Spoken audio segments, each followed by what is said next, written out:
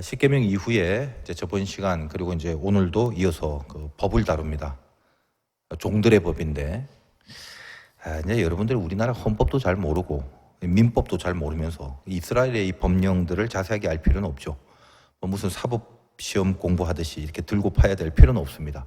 법이라는 것은 시대적인 한계가 있고 또 상황에 따라 문화에 따라 달라집니다. 그래서 이스라엘의 이 법령들 속에 어떤 그 상세한 구체적 규정보다는 더 좀 본질적으로 정신이라는 게 있잖아요. 이 법을 만든 정신. 그래서 하나님이 주신 법령이라면 그 안에 하나님의 뜻과 정신이 드리워져 있을 것인데 그 점을 잘 포착해서 오늘날 우리 신앙 그리고 내 인생에 이렇게 반영을 할 수 있으면 되는 거죠. 그래서 여러분이 이거 본문을 이렇게 묵상해 나갈 때 사실 굉장히 그 졸릴 수밖에 없을 것입니다만 그래도 일단 정신 바짝 차리고 정신을 알려면 일단 그 껍데기 안에 정신이 있으려면 정신부터 볼 수가 없잖아. 껍데기를 좀 두드려 보기라도 해야지 수박이 잘 익었는지. 그래서 잠깐만 한번 두드리는 그런 작업은 해야 될 것입니다. 한번 2절 볼게요. 네가 히브리 종을 사면 그 6해 동안 섬길 것이고 7째 해는 몸값을 물지 않고 나가 자유인이 될 것이다. 자, 이제 일단 이게 히브리 종을 산다는 건데 이스라엘 백성들이 히브리 민족인데 히브리 종을 산다? 그렇다면 이게 근본적으로 종의 제도, 노예 제도를 하나님이 허락하신 건가? 뭐 그런 의문부터 들잖아요. 고대 사회의 정서가 종의 정서가 있는 거고 그리고 지금 애굽에서 한 400년을 살아왔던 이들의 그 삶의 관례들 아직 저들에게는 있겠죠. 그러니까 하나님이 딱 잘라서 혹시 종이 있으면 야, 종들 다 풀어줘. 종 섬기면 안 돼.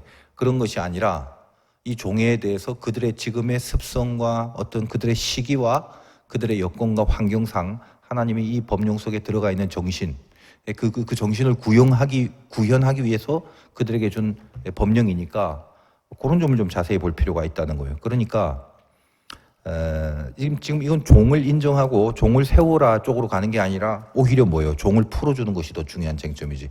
6년 동안 있다가 7년째는 바로 풀어줘야 돼. 그런 그 부분 어디에 더 목적이 있는가 그 정신을 좀 발견하는 게 좋습니다. 그냥 우리가 알다시피 그냥 저 옛날에 무슨 고대 노예 종들 어때요? 힘세고 돈 많은 사람들이 인간을 차별하듯이 뭐 그 흑인 노예 제도 이런 거 있잖아. 그런 종들을 지금 허락하는 차원이 아니란 말이에요. 여러분이 그 성경을 이제 또 여러 군데 조사하면 그럼에도 불구하고 히브리 종은 어떻게 가능한가? 이 종들이 왜 생겼냐 이거예요. 어떤 조건들이 있습니다. 한 두세 가지인데 첫째 일단 도둑질해서 잡혔어. 근데 배상할 능력이 없어. 그럼 노동으로 자기가 도둑질한 것을 챙겨 넣어야 되겠지. 무조건 도둑질하고 배째라 하는데 아이고 배째라니까 할 수 없다 이러면은 도둑 당한 그 사람은 얼마나 손해야. 그 사람은 뭐 부자랍시고 얼마든지 뺏겨도 되고 얼마든지 잃어도 되고 그건 아니잖아. 그건 형평성에 어긋나는 거죠. 그러니까 언제 그런 종이 되냐면 그런 겁니다. 이제 도둑질하고 예를 들면 갚지 못했을 때 노동으로. 그리고 또 이제 스스로 종이 될 때도 있어요. 내가 가난해서 내 힘으로 안 된다는 거지. 그래서 내가 좀 부잣집에 들어가서 일해주고 나는 먹고 살겠다. 자유잖아. 그럴 때도 이제 종이 되는 거예요. 그리고 이제 또 이런 경우도 있어요. 빚진 자가 죽어버렸어. 근데 그 빚을 안 갚고 죽어버리니까 돈 빌려준 사람 입장에서는 손해잖아요. 근데 그걸 또 그대로 놔둘 수는 없잖아. 그러니까 뭐 그의 가족이나 아들이나 이런 자손이 노동으로 그걸 채우지 않는 그런 경우들이 있다는 거예요. 그러니까 종이 되는 어떤 합리적 이유와 조건들이 있어요. 노예제도를 허락한 게 아니라 그런 점에서 이해해야 되고 그 중요한 거는 지금 이 시대 법령이라는 것은 실제로 어떻습니까? 더 크게 나빠지지 않게 하기 위한 조치다 이 말이지. 그래서 그걸 일단 잊어서는 안 됩니다. 뒤에 이제 다루겠지만 그 유명한 그 법 있잖아. 눈에는 눈, 이는 이로. 상대방이 눈을 다치게 하면 동일하게 상대방의 눈을 다치게 한다라는 건데 얼핏 생각하면 이건 좀 잔인하고 냉혹하다 이렇게 볼 수 있겠습니다만 그거는 인간이 뭔지를 몰라서 그래. 이 당시 수준으로 무슨 법제적인 장치가 있는 게 아니에요. 이 당시 뭐 정당방위가 어디 있고 무슨 그런 게 어디 있어. 법제 체계가 없는데. 인간이라는 게 어떻습니까? 상대방이 예를 들면 자기 눈을 다치게 했다 싸우다가 그러면 아유 내가 저놈이 내 눈을 다치게 했으니까 나도 저놈의 눈을 동일하게 다치게 해야겠다. 인간은 이러지 않아요. 무슨 생각해? 열받아서 내 눈 다치면 저 사람 죽이려고 한다고. 그게 인간이지. 그러니까 그걸 막는 거예요. 그래서 눈에는 눈으로란 말은 잔인한 게 아니라 최소한의 인간을 알고 있는 입장에서 더 나빠지지 않게 하기 위한 조치라는 거. 이걸 알아야 됩니다. 그러니까 거기에 구현된 정신이 뭔지 이걸 우리가 아는 게 중요한 거예요. 오늘 이제 종이 된다는 말도 그거예요. 종이 되는 게 목적이 아니라 실제로 6년까지 하고 7년째는 자유인이 되게 해. 무조건 자유인이 되게 되는 거야. 이게 목적이다 이 말이에요. 그러니까 어떤 이유로 종이 됐든 영원히 갈 수 없어. 이거는 6년까지만 해라. 7년째는 자유인입니다. 뭐 더 열악해진 상황이 있다 할지라도 이걸 계속 종으로 붙들어 놓고 평생 부려먹을 수 없게 만든 장치죠. 그리고 이제 이런 그 법령들 안에는 우리가 이스라엘의 법을 뭐 알면 뭐합니까? 솔직히 그래요. 이스라엘 법은 알 필요가 없어. 그러나 말씀드렸다시피 이 법령 안에 들어가 있는 어떤 하나님의 정신 그리고 영적인 메시지도 좀 의미가 있는데 여러분 알다시피 7년 그러면 7일이 안식일, 7년 안식년. 안식은 뭐랬어? 완전 개념이랬죠. 완전 개념. 그래서 이스라엘 백성에게만 있는 아주 독특한 절기가 신년이라고 있어요. 7년이 곱하기 7년, 77, 49, 49년이야. 너무나 이거는 기념이 될 만한 완전 수인 안식년에 안식년을 곱했으니까. 그래서 49년을 기념하기 위해서 50년을 기쁠 희자를 써서 희년이라고 합니다.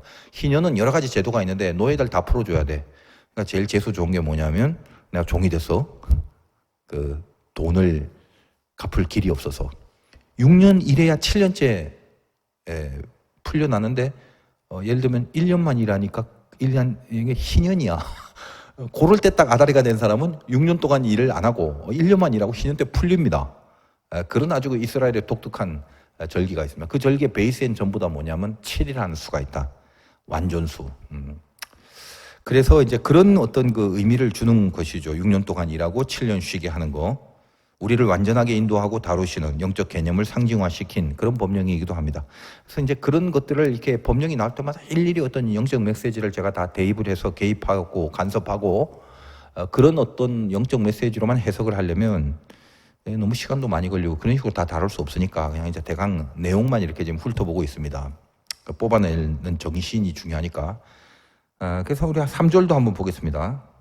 만일 그가 단신으로 왔으면 단신으로 나갈 것이요 장가 들었으면 그의 아내도 그와 함께 나가려니와. 그러니까 종이 되는 경우 중에 홀몸으로 온 거지. 그럼 나갈 때 7년째 홀몸으로 나가는데 근데 또 유부남일 수 있잖아.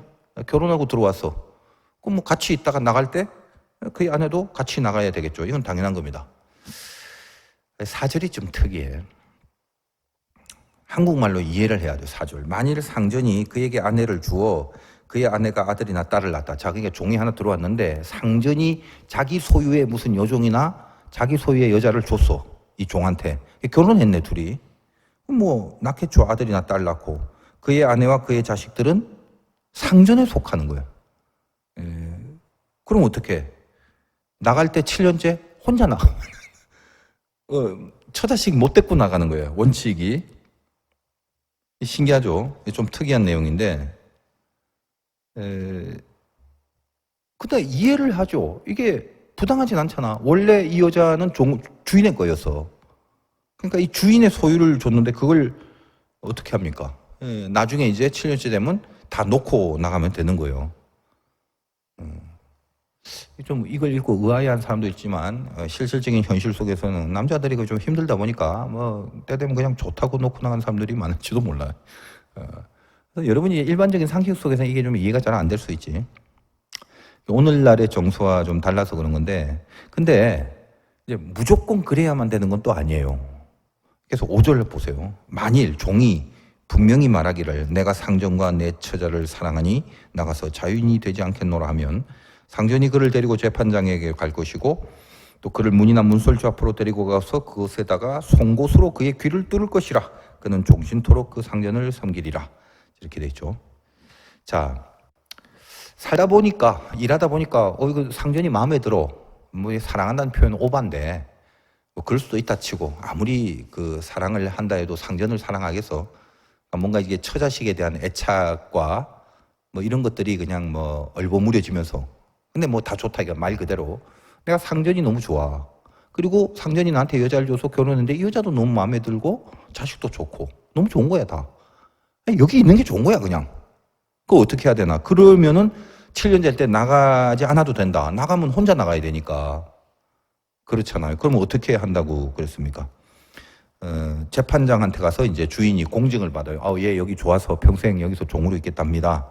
그래서 집에 문설주에 가서 귀를 뚫고 종으로 평생 같이 그 처자식과 같이 상전 밑에서 살게 합니다. 그러니까 이건 뭐 억지라기보다도 자기 선택이죠. 여기서 귀를 뚫는다는 것은 당시 그 고대 근동의 하나의 그 관례, 종이라는 것은 상전의 말을 들으라는 취지죠. 그래서 중요한 건 어쨌든 이 종에게 선택권을 주는 거예요. 그러니까 처자식은 분명히 상전의 소유인데, 아유, 그걸 마음대로 못하고, 내 처자식인데 상전의 소유라고 그걸 내가 마음대로 못하다니. 그럴 수 있나 싶겠지만, 사실 그럴 수 있잖아. 원래가 뭐, 이 종한테 상전이 자기 거를 준 거예요. 그래서 그 여자를 준 건 자기의 소유를 준 거다 이 말이지. 엄연한 자기 재산이거든. 그 당시의 개념으로 본다면. 나중에서 여자가 이제 결혼해서 나가면 남자 종만 나가는 게 아니죠. 만약에 다 데리고 나간다면 원래 자기 소유인 여자도 나가게 되니까 주인한테는 손해잖아. 이제 그렇게 안 된다는 거예요. 그러니까 주인 입장도 고려해 보라 이 말이에요. 이미 그 여자는 상전이 준 거다. 감안하라 이 말이죠. 그러면 어떤 합리적인 생각을 해야 되나? 그러니까 이 종도 마찬가지. 애초에 그런 제도를 알고 있으면서 상전이 여자를 준 것을 받았다면 앞으로 그렇게 될 걸 뻔히 알 거 아니야. 그러니까 그 종의 선택이다 이 말이에요. 그것도. 하여간 뭐 여러 가지로 그 집에서 그렇게 사는 게 좋다고 판단하면 자기 선택대로 살게 해준다라는 점이 중요합니다. 그러니까 이게 우리가 이미 알고 있는 어떤 아주 강제적인 노예 제도하고는 이게 성격 자체가 다른 것입니다. 뭐 웃으라고 하는 말이면 남자가 뭐 결혼하면 어차피 처자식을 위해서 종이 되는 거예요. 그러니까 뭐 그 집에서 평생 종으로 사는 것도 괜찮아. 그냥 그렇게 가족하고 같이 살 거라면 어차피 종인데. 자, 우리 7절 한번 보겠습니다. 자, 또 이런 경우에서 사람이 자기 딸을 여종으로 팔았으면 그는 남종같이 나오지 못할 것이며, 자기 딸을 이제 팔 수도 있잖아. 그럼 이건 남종처럼 못한다는 게, 이 딸은 7년 뒤에 6년 지나고 7년째 못 나온단 말이에요. 그러니까 이거는 뭐냐면 여성을 위하는 조치입니다. 이 당시 사회가 그래. 여자가 혼자 그렇게 6년째 일하고 7년째 나오면 혼자 살 수 없어요. 그 기반이 안 된다고, 이 당시 사회적 기반은. 그래서 여자를 지켜준다라는 의미에서 그렇게 남자처럼 자유롭게 그냥 이렇게 뭐랄까 그 자유지만 이거 이제 끝났다. 네 알아서 해라라고 안 한다 이 말이야. 8절. 만일 상전이 그를 기뻐하지 아니하며 상관하지 아니하면 그를 속량하게 할 것이나 상전이 그 여자를 속인 것이 되었으니 외국인에게 팔지 못할 것이요. 자, 그러니까 뭐 어떤 여자를 이렇게 데리고 올 때 일꾼으로 데리고 올 수도 있지만 이렇게 결혼을 하기 위한 하나의 그런 목적으로 내 소유를 삼는 경우도 있겠지. 그렇잖아요. 근데 이제 이런 경우에는 이런 식으로 이제 다루면 상당히 좀 길어지지만 그래도 한번 대강 봅시다. 뭔 이유인지 하여간 뭐 마음에 안 들어서 뭐 봤더니 뭐 다투도 고쳤더라 내지는 뭐 이상하게 뭐 나하고 성격 차이가 안 맞. 아무튼 이렇게 살아보면 그런 게 있잖아. 그래서 원래는 결혼하려고 데리고 왔는데 하기가 싫은 거지.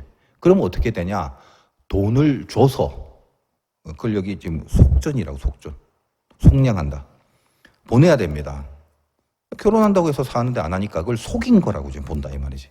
그리고 그냥 외국에 이렇게 팔아 넘기지도 못해요. 자, 근데 또 이런 경우가 있어. 어떤 그 상전한테 아들이 있는데 괜찮아. 그래서 데리고 왔어. 여자 종을. 그리고 아들한테 결혼을 시켜. 여종이 너무 마음에 든 거지. 일하다 보니까 며느리 삼아야겠다. 그러면 이게 그때부터는 종이 아니라 딸처럼 대우가 되는 거죠. 여종의 신분이 올라가는 것입니다. 그러니까 가만히 이렇게 보면 종의 제도에 대해서 얘기를 하고 있지만 실제로는 종을 만들려고 하는 게 아니라 어떤 이 종에 대하여 자유를 지향하게 하고 선택권을 주고 이런 이 당시에는 거의 없는 어떤 타지에도 없는 이스라엘만이 갖고 있는 아주 독특하고도 하나님적인 차원의 정신들이 종의 어떤 법령 속에 들어가 있어요. 자, 우리가 알다시피 지금부터 하는 이 법령들은 앞에 했던 십계명의 총론이라면 총론에 대한 강론이라고 그랬잖아. 십계명은 하나님과의 관계와 이웃의 관계인데 그 이웃의 관계 중에 이 지금 종에 대한 관계를 얘기하는 강론 중에 하나다 이 말이지. 그러니까 결국 핵심이 뭐야? 사랑일 수밖에 없는 거잖아. 하나님 사랑, 뒤에는 이웃 사랑이니까. 그런 차원에서의 정신들이 여기 서려 있다. 그겁니다. 10절과 11절. 이런 또 얘기가 있지. 만일 상전이 다른 여자에게 장가들지라도 그 여자의 음식과 의복과 동침하는 것은 끊지 말 것이며 그가 이 세 가지를 시행하지 아니하면 여자는 속전을 내지 않고 거저 나가게 할 것이니라. 자, 이건 뭐냐면, 자, 뭐 상전이 여자를 하나 데리고 왔어요. 종으로. 근데 뭐 하려고 데리고 왔냐면 결혼할 용도로 데리고 해서 결혼을 했는데 결혼하고 나서 또 뭐 좋아하는 여자가 생겼어. 또 다른 여자하고 결혼했어요. 그럼 이게 전처가 되겠지. 야, 난 너 싫다. 야, 새로운 거 하나 생겼으니까 나가 꺼져. 이렇게 못 한다는 거야. 전처한테 뭐, 여기,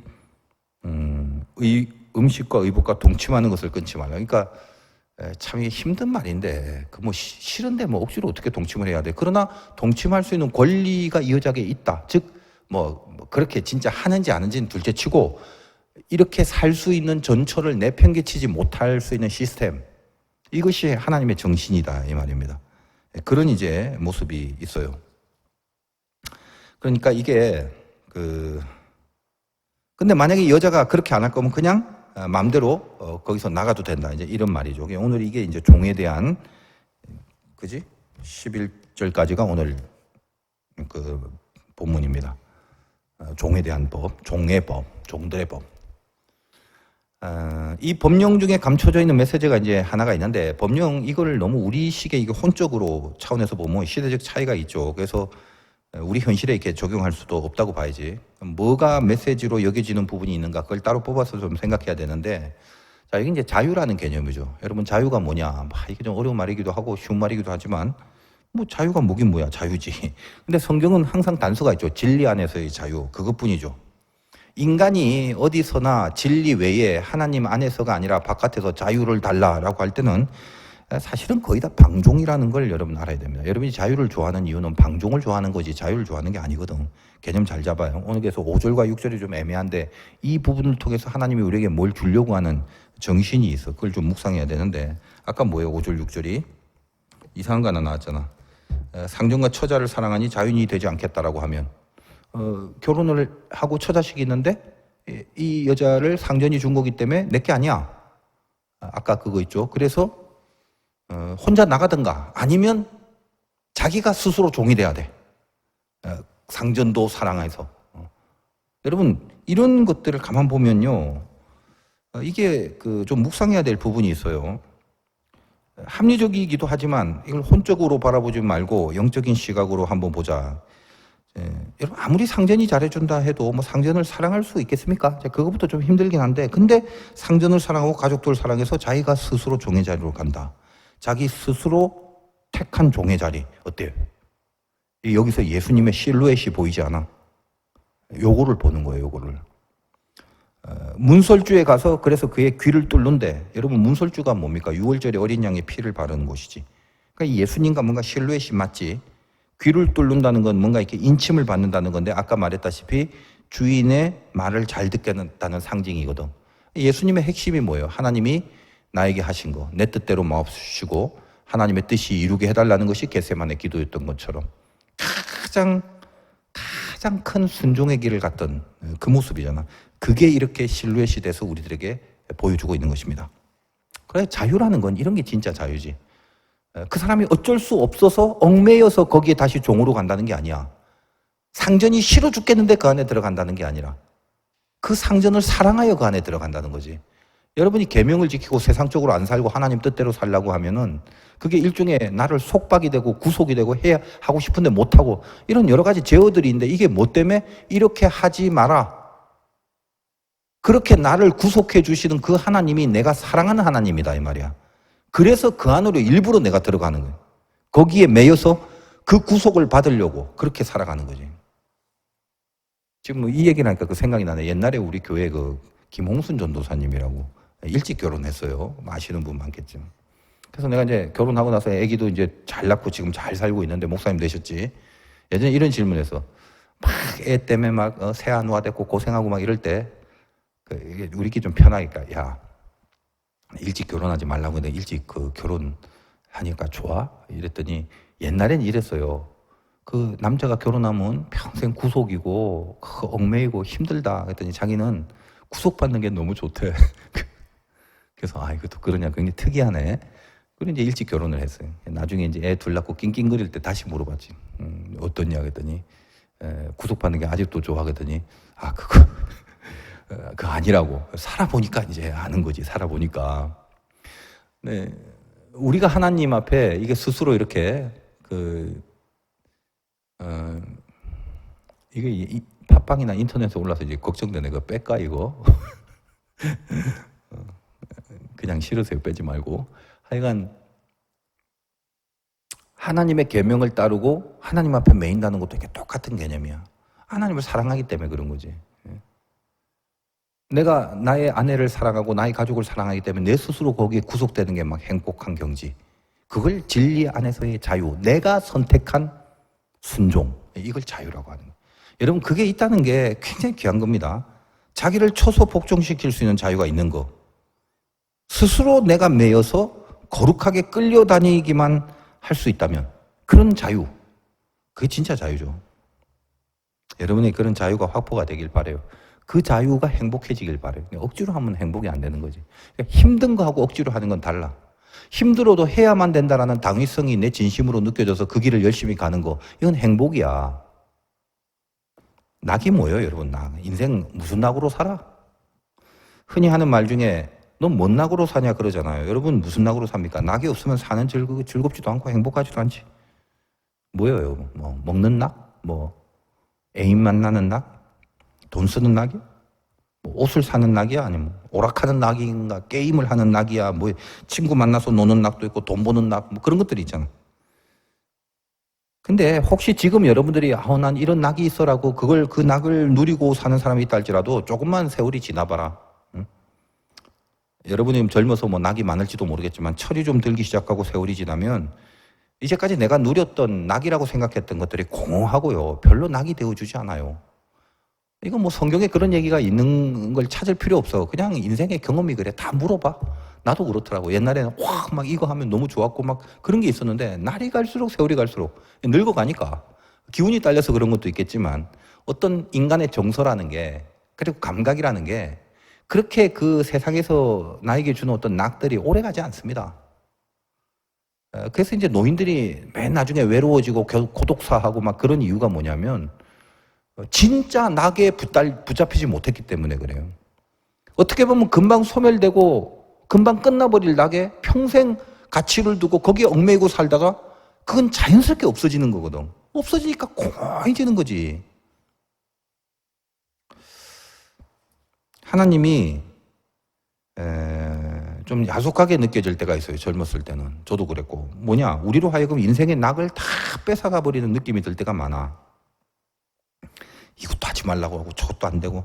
물론 이런 야속한 마음, 정말 뭘 다 뺏어가려고 하는구나 하나님은, 이런 생각을 하는 것 자체도 사실은 진짜 믿음의 삶을 살려고 하는 그런 사람들에게나 느껴지는 감각이죠. 대부분은 그런 생각도 안 해.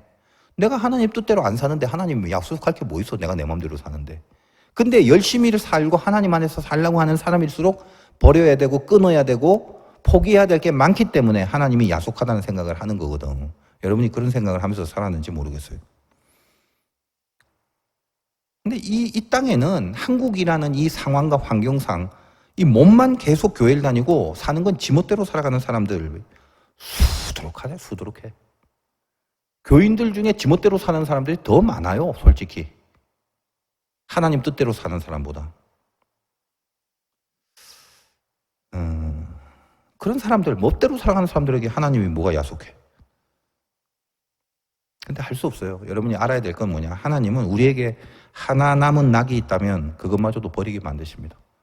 세월이 흘려보내, 시간이 흐르게 해서 그렇게 하든지, 그게 제일 양반처럼 우리에게 낙을 버리게 하시는 방법이고, 그리고 그 낙을 누리지 못한 어떤 조건과 상황을 우리에게 만들기도 합니다. 왜냐?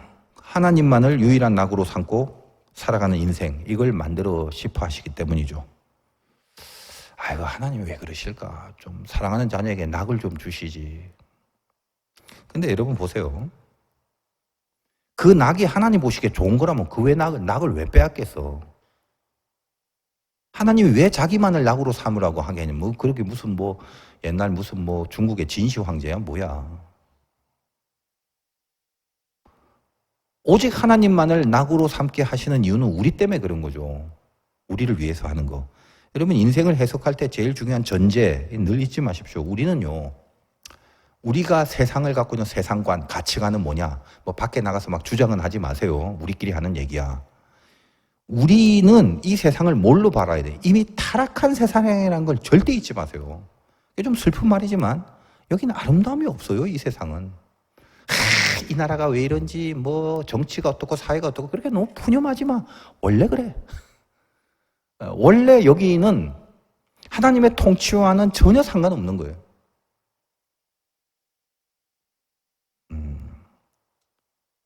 그렇다고 세상을 염세적이나 회의적으로 볼 필요 없어. 왜? 우리에겐 우리만의 강력한 소망이 또 따로 있거든. 이거를 살려서 세상을 극복해야 되는 거지. 아우, 세상 허무하고 염세적이고 이게 왜 이래? 에라이, 여기는 살 가치도 없다. 이렇게 갈 필요는 없습니다. 세상 원래 그렇다는 것에 있어서 위로를 받으세요. 우리만의 또 다른 세계가 있다는 것을 강력하게 여기에 붙들려서 인생을 살아가는 게 이게 신자의 삶의 해법이야. 그래서 가만히 보면 이 세상은 이미 타락한 죄인의 세상이라는 걸 안다면 여기에 동의를 해야 돼. 어떤 동의냐? 우리가 우리 편에서 좋아라 하는 그 낙들은 사실은 뭐다? 타락한 낙들이 거의 전부 다라는 거야. 여러분 밖에서 이제 회사 다니는 애들 한번 봐라. 뭐 논다. 그 뭐하고 노지 뻔하잖아 벌써. 그 가는 장소, 하는 짓거리 거의 대부분 똑같거든. 근데 그게 뭐야? 좋아? 진짜? 이게 사실 그렇게 좋지도 않을 것 같은데 그것만이 어떤 유흥이고 회식이고 즐김이고 참 인간의 생각이에요. 참 그래요. 뭔가 노는 것도 좀 창조적으로 놀았으면 좋겠는데 다 똑같아 그냥 그거. 그러니까 내 자신을 잘 한번 간조해 본 거예요. 뭐 세상은 어떻게 돌아가든지 간에 내가 제일 땡겨 하는 거 그거 뭐예요 지금 여러분들? 혹은 내가 제일 못 참아 하는 거 그건 또 뭐야? 그 안에 거룩한 내용이 있어요? 막 땡겨 하는 거 여러분 막 기도가 막 안에서 막 땡기는 사람이 있어? 하나님 말씀 전해야지 막 전도가 막 속에서 막 불처럼 땡기는 사람이 있어? 보라고 여러분이 땡겨 하는 게 뭔지. 원래는 그래야 되잖아. 근데 안 그렇다니까 그게. 그리고 못 참아 하는 거. 기도 안 하고 전도 안 하면 막 못 견뎌 하는 사람 그런 사람 있어요? 그런 사람 없죠. 여러분이 못 견뎌 하는 건 거룩하지 않은 걸 못 견뎌 하는 사람은 없다고. 그런 건 하등 나한테 별로 그렇게 큰 걱정이 안 돼. 당장 오늘 돈 몇 푼 버나 이게 더 중요한 거지. 그러므로 세상은 진짜 좋은 게 뭔지 모르는 걸 이 세상이라고 합니다. 그렇게 우리는 태어났고 이 타락한 세상에서 타락한 세상 속에서 교육을 받아왔고 타락한 세상의 세계관에 이미 젖어서 사는 거예요. 단지 한량없는 은혜라면 하나님은 당신의 자녀들에게 성령을 허락하셔서 우리에게는 이 세상에서 배우고 느끼고 섞여서 비벼지면서 만들어낸 그거 외에 또 다른 독특한 부분에서 잠시 스치는 감정이라도 이러면 아닌데 이렇게 해서는 안 되는데 이 일말의 감각을 주셨다는 거 이거에 얼마나 큰 다행이며 우리만이 갖고 있는 특권인지를 알아야 돼요. 저는 비포 애프터가 분명히 예수 믿기 전과 후가 너무나 달라서 이 느낌 내가 잘 알아요. 하나님은 진짜 좋은 게 뭔지를 아시는 분이지. 성경은 좋은 걸 뭐라고 하냐면 하나님 보시기에 좋은 거 그것만이 진짜 좋은 거예요. 나는 싫은데 어쩌라고 뭐 그렇게 말하면 네가 싫은데 할 수 없지. 뭐 넌 뭐 네 멋대로 네 보기에 좋은 거 따라가 버려. 뭐 그렇게 해버리면 되죠. 근데 그렇게 된다면 그 사람은 하나님이 버려버린 하나님과는 아무 상관없는 아웃의 존재죠. 그리고 그 결론은 뭐죠? 죄와 형벌을 톡톡히 치르는 그런 영혼으로 떨어지게 되는 거지. 그래서 하나님의 사랑은 하나님이 당신이 사랑하는 자녀들은 우리를 그렇게 내버려 둘 수 없잖아. 우리도 마찬가지야. 아무리 하나님의 자녀라도 무슨 생각해? 내가 싫은데 어쩌라고. 그렇게 얘기하는 그 자식까지도 반드시 하나님은 좋은 것, 당신이 보시기에 좋은 것을 그 녀석이 따라가게 만들기 위해서 때로는 고난, 아픔, 질병 혹은 망해버리는 것, 앞이 캄캄해지는 그런 환란의 폭풍 속에 집어넣어서 결국은 자기 보기에 좋은 낙을 찾는 모든 여력을 상실시켜버려요. 내 얘기하는 것 같아서 참 속에서 눈물이 난다.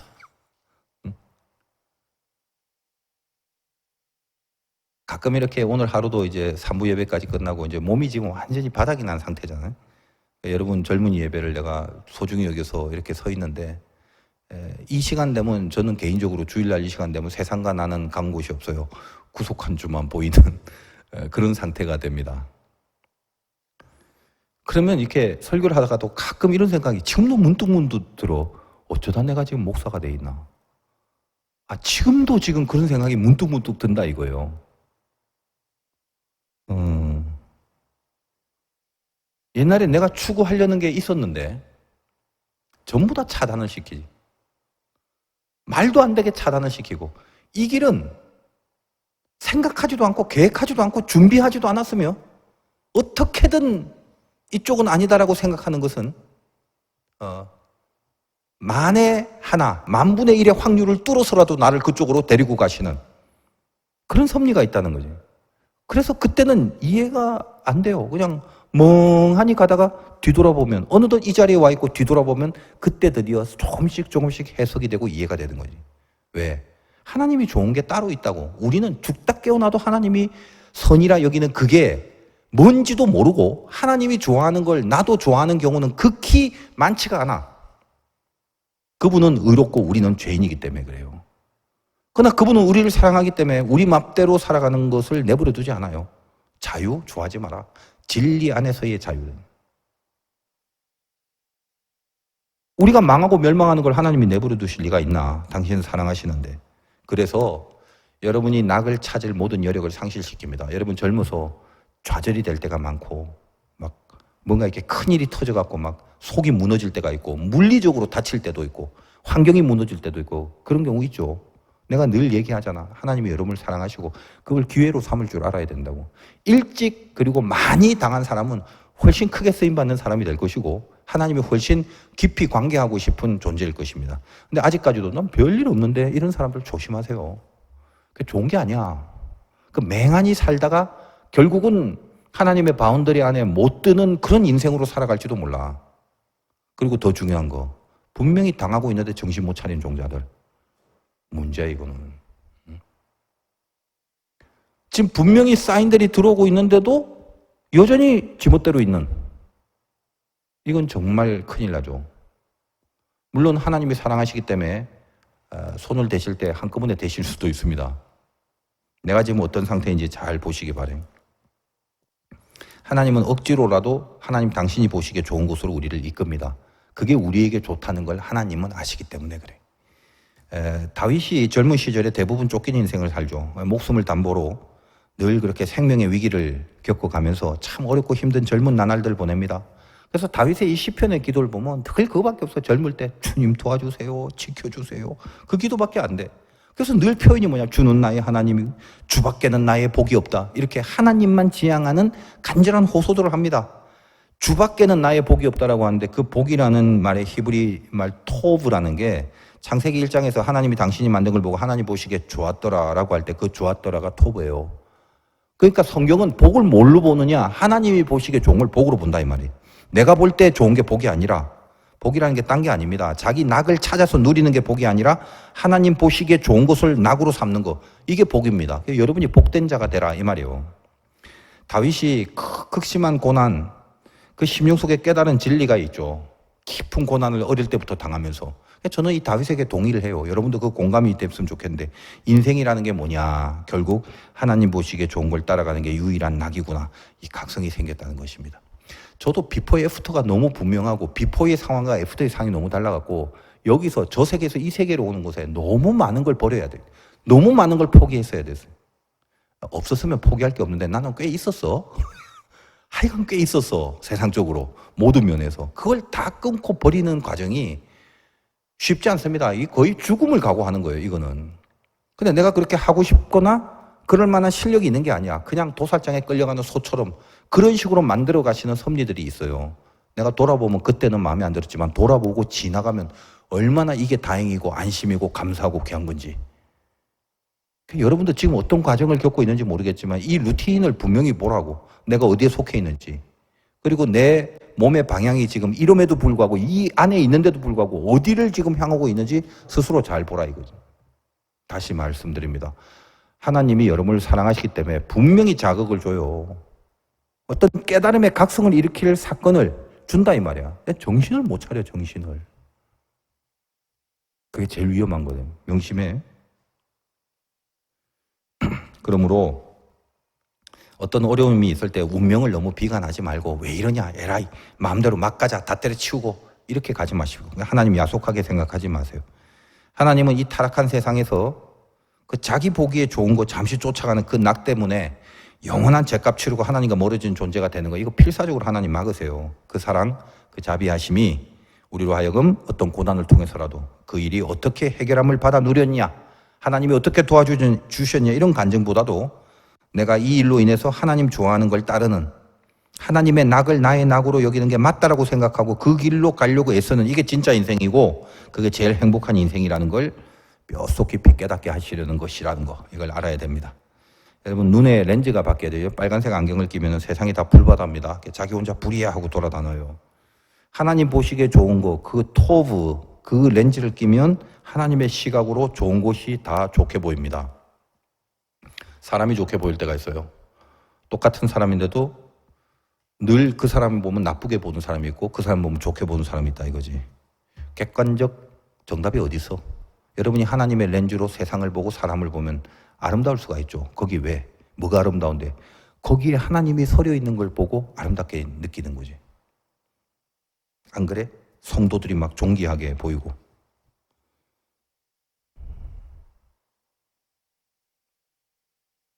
마음이 안 좋을 때는 남산 위에 올라가서 서울 시내를 보면 막 십자가가 막 물고불끈하네. 그게 막 십자가가 내가 예수 믿는 사람인데도 막 혐오감이 들 때가 있고.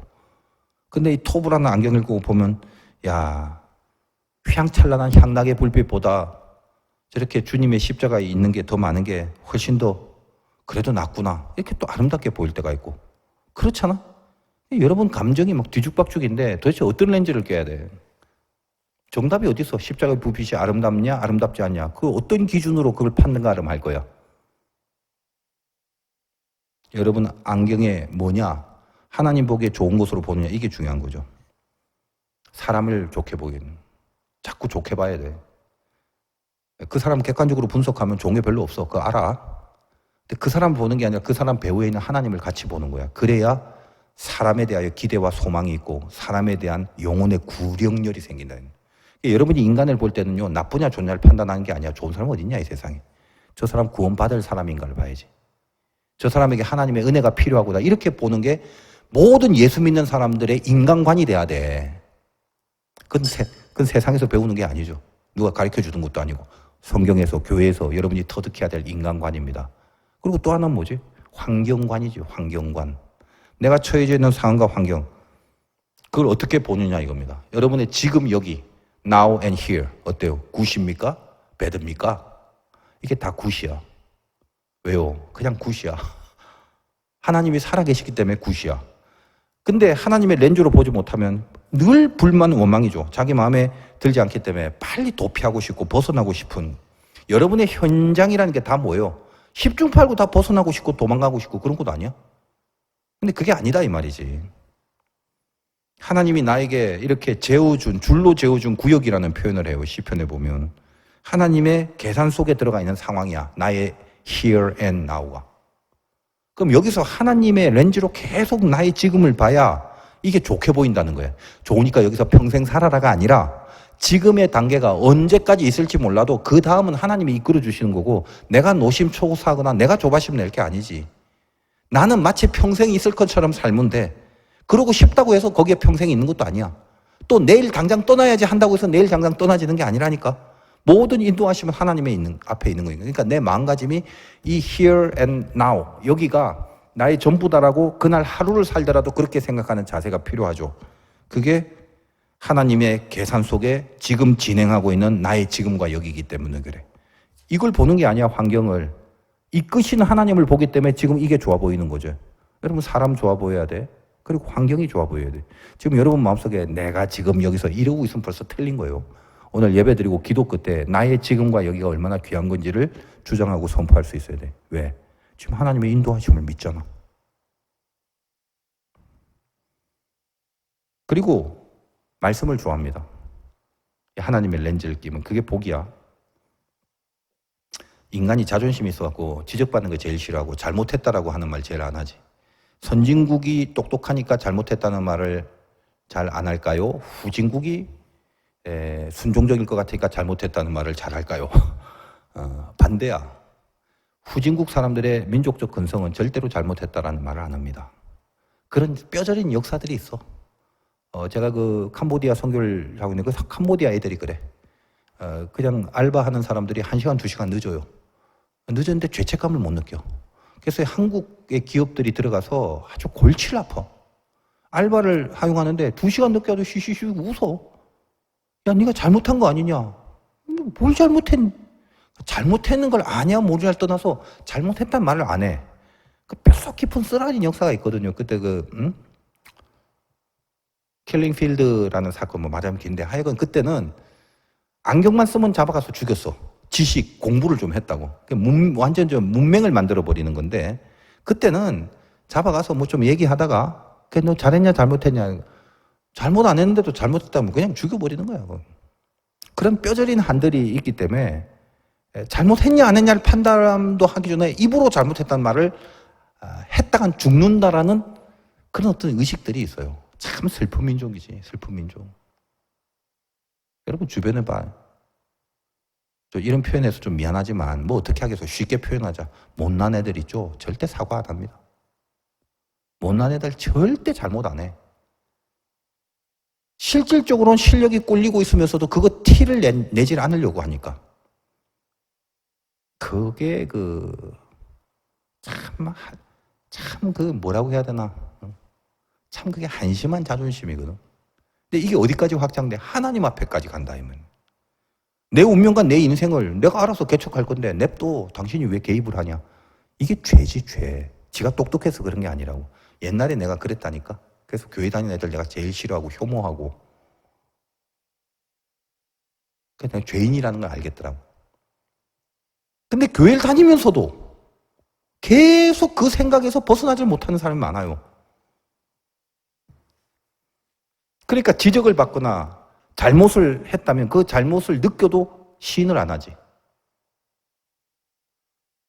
여러분, 인간이 나이가 들면요, 고집이 세져 보이죠. 잘못 신앙의 길을 가서 그래. 우리 이재철 목사님이 했던 유명한 말 중에 제가 가슴에 남는 게 있어요. 사람이 나이가 들면 두 가지가 돼. 노인이 되거나 어른이 되거나. 노인은 사람이 모이질 않는데 이 꼰대가 더 늙어지면 이제 이 노인이 되는 거죠. 고집에 사로잡혀갖고 뜻을 굽히지 않죠. 근데 어른이 되면 주변에 사람이 모여요. 어른은 그때도 자기 잘못이 뭔지, 그리고 뭐가 틀렸는지 겸허하고 겸손하게 그렇게 드러나는 인격이 있는 거거든. 여러분, 회사에서 나이 많은 사람 싫은 이유가 뭐야? 내가 가만히 분석해 보니까 지 말이 맞다고 주장하는 게 꼴보기 싫은 거지. 근데 끝까지 맞대요. 그러니까 속으로 무시당하면서 무시당하는 줄 알지만 내 말이 맞다라는 말을 포기하지 않지. 철회하지 않습니다. 그럼 곤란해져. 하나님의 복, 하나님의 렌즈를 갖고 있는 사람은 지적받는 걸 좋아해야 돼요.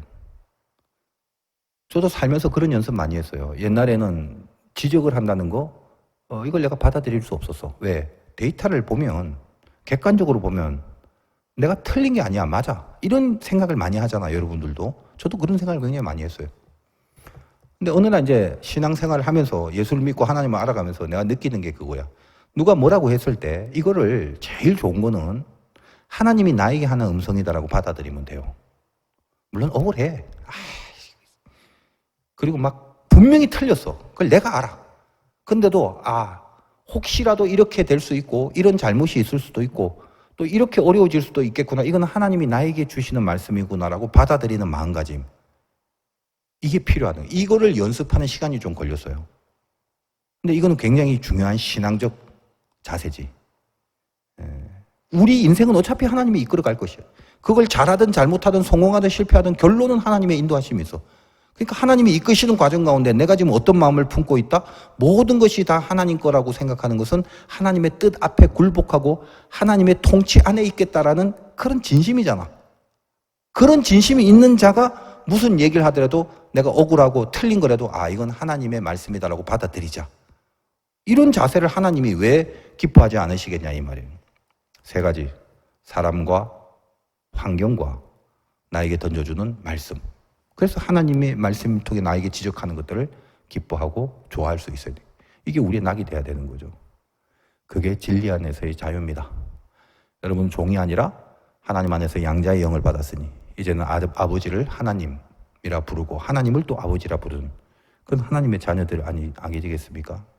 여러분에게 주어진 진리의 삶, 구속받고 잘라내고 돌아서고 끊어버리기가 힘들다 할지라도 내가 나를 쳐서 복종시키는 자유함이 나에게 있는 게 얼마나 큰 행복인가를 아시고 하나님 앞에 매여 살 수 있는 그것이 가장 기쁘다는 걸 알아야 돼요. 꼭 멍청한 애들이 하나님의 자녀이면서도 세상이 세상 쪽으로 노는 곳에 침을 질질 흘리고 그게 좋은 줄 아는 그런 어리석은 인생 살지 말아요. 여러분만이 할 수 있는 독보적인 가치 속에서 여러분은 세상을 끌어갈 수 있는 자리에 있습니다. 학벌이 좋고 돈이 많고 잘생기고 배경이 좋아서가 아니야. 여러분 안에 함께 하신 하나님이 여러분의 인생을 그렇게 이끄실 것이고 사용할 것입니다. 그 기도를 하셔야 되고 그 승리를 하셔야 돼요. 기도하겠습니다.